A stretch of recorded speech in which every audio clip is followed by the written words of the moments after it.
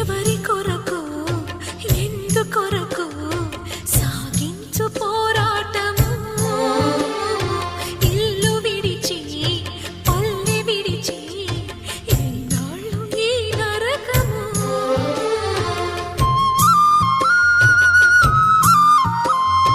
గుండెలో బాధలను దాచుకోవాలి